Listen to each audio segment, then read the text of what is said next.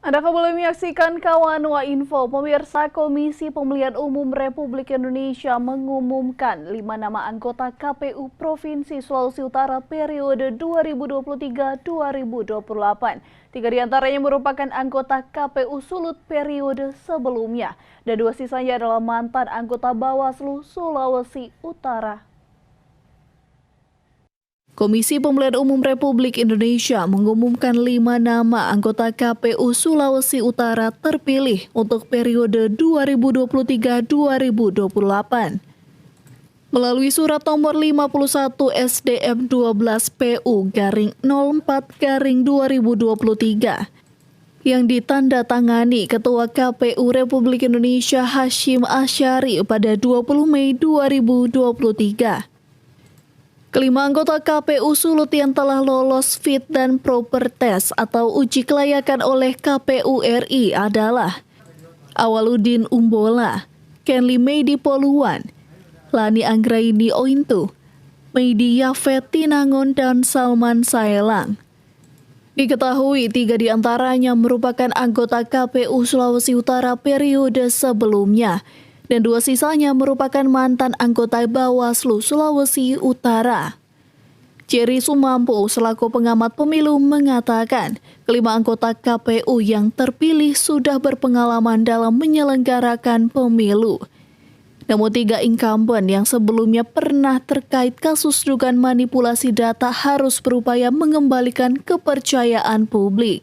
Nah, kalau lihat dari 5 anggota KPU yang dipilih dan ditetapkan oleh KPU RI, saya kira dari sisi pengalaman dan kemampuan untuk melaksanakan pemilu, kita tidak meragukan lagi ya, karena semua 5 orang ini adalah penyelenggara pemilu sebelumnya.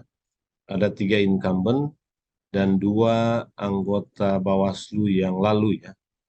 Jadi dari sisi kemampuan dan kapasitas untuk melaksanakan pemilu 2024, saya kira kita tidak ragu lagi ya. Apalagi 2024 sebetulnya pemilunya relatif sama dengan 2019 yang lalu. Hanya yang berbeda itu ada pilkada serentak yang akan berlangsung pada tahun yang sama.